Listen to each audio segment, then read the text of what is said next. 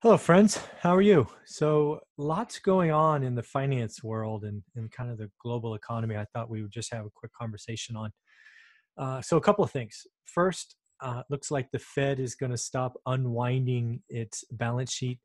And if you believe what's out there, it was that activity that was putting a kind of tightening on available funds to lend, which had an artificial rise in interest rates.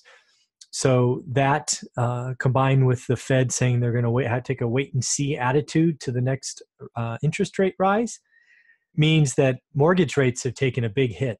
I had someone recently who's looking to buy one of our pride of ownerships rentals call me up and say he got something on a 15-year loan in the fours. And I was like, wow, right? I didn't think we'd see 4% again in a long time. So what do I think that means? Well, I think real estate is going to have a little bit of a positive impact. I don't know about the high value markets just yet. We'll talk about that in a minute.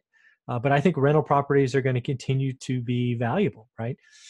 If they were valuable with a 5 or 6% handle on the interest rates, I can only imagine what they are at a 4, right?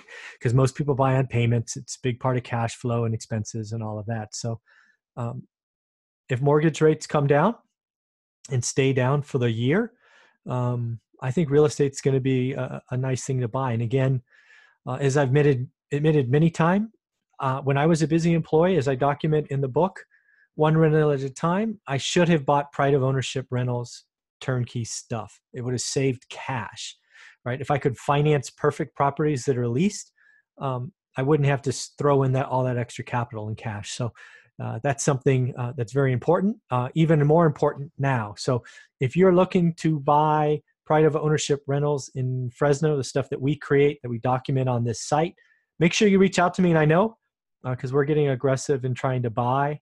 And we have a list of folks that are interested. But if you'd like to be on that list and get communications, I do send monthly kind of emails giving you a status check. Let me know. I would hate for you to have interest, and if I don't know about it, that's kind of shame on both of us, if you know what I mean. So that's interest rates.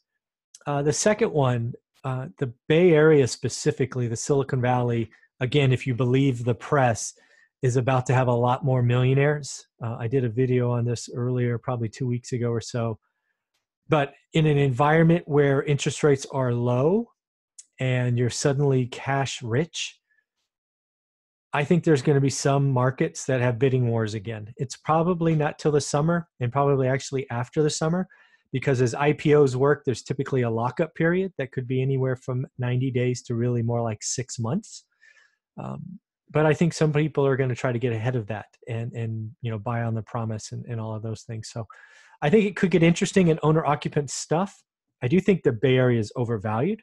I think when you see condominiums going for or townhouses going for 1.5 that are really small, that's just something wrong with the system, right? When things in 2019 are 30 or 40% higher than they were in '08, again, something's off. So, I think we may have an artificial bump. I think there's going to be some pretty deep pocketed cash buyers.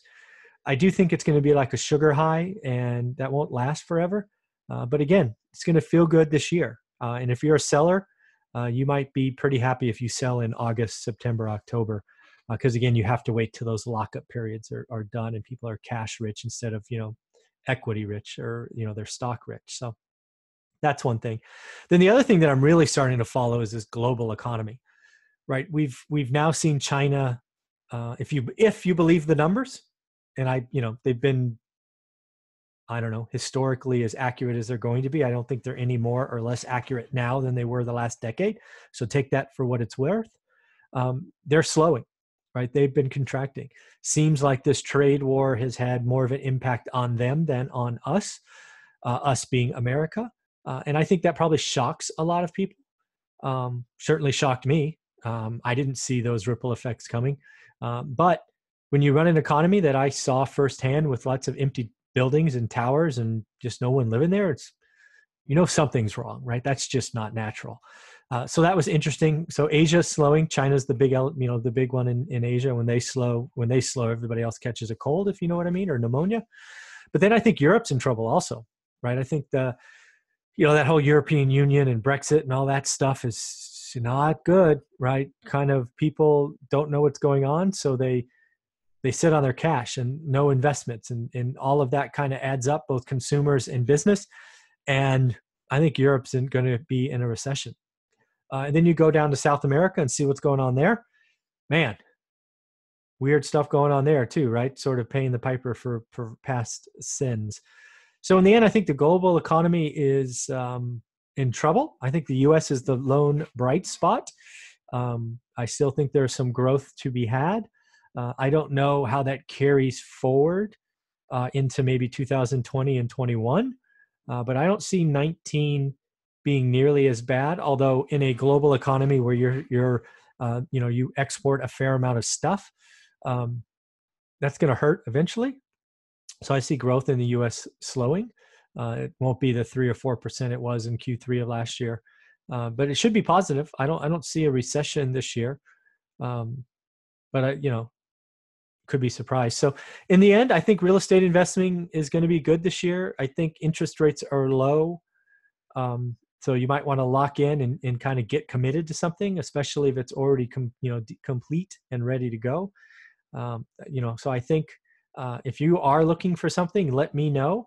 So make sure you're on the list, and you'll know when you're on the list because you'll see a monthly email from me on the 30th, the 31st, or the 1st, kind of summarizing what's going on. I say, hey, thank you for being interested. This is what I found. Blah, blah, blah. I just call it investor summaries. You'll get one of those whether you loan money or you're looking for a property. I spend pretty much a full day writing these letters just to keep everybody informed, because I don't talk to everyone all the time. So you always will get a monthly communication from me. So that's what I think is going on. Interest rates, global economy. I think the Bay Area is in for a little flush of cash here soon with all these stocks going IPO. So it should be some good times. I hope this makes sense.